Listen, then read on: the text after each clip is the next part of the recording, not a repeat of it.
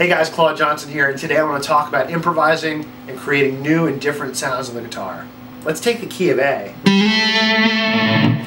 If I asked you to play a lick in the key of A, there's a good chance you'd start off somewhere here.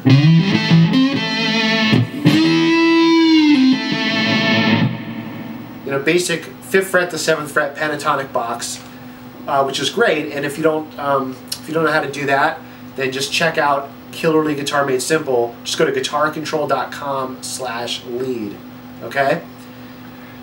So we kind of gravitate to that as a starting point, or we could maybe just go up the neck.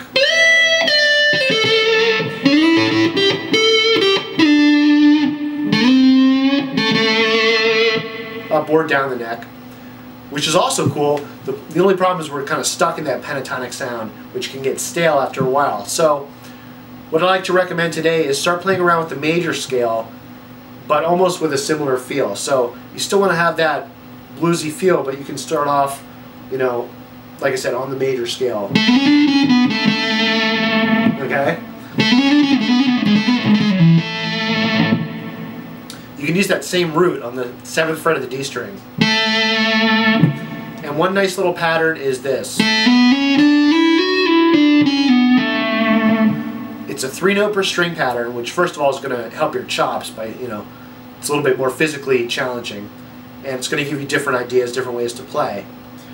And this is just a great pattern. So what we have here is 7th fret, 9th fret, 11th fret. With my first finger, middle finger, pinky, okay? 7th, 9th, 11th. Okay, that's all on the D string. And then we repeat 7th, 9th, 11th on the G string. So we have 7th, 9th, 11th, 7th, 9th, 11th. And you can go, you know, straight up and down. Or you can just, you know, create your own melodies.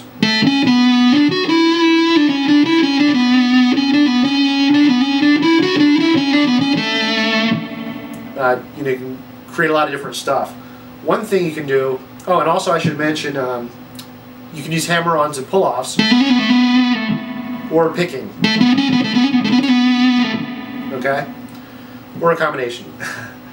So here's one idea for you to get started. On the D string, up 3 notes, 1 note of the G string, and then back.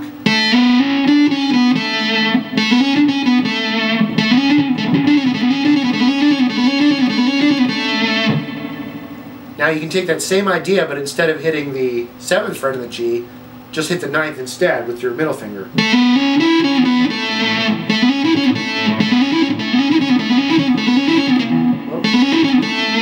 Or your pinky on the 11th fret. Now in this case, you're basically flattening it out and then back, so you're kind of pivoting there. And you can combine these different, you know, licks. So, you know, practice that one. And then what you can also do is you could just take a totally different pattern, which would be the same notes, but instead of the D and G strings, try the D and the A string.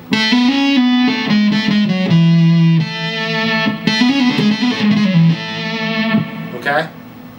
So, you know, there's scales all over the neck. That's just one shape, but I kind of like it because, again, it gets you into that 3-note per string playing, and also you using the same root, and you can combine, you know, the pentatonics with that.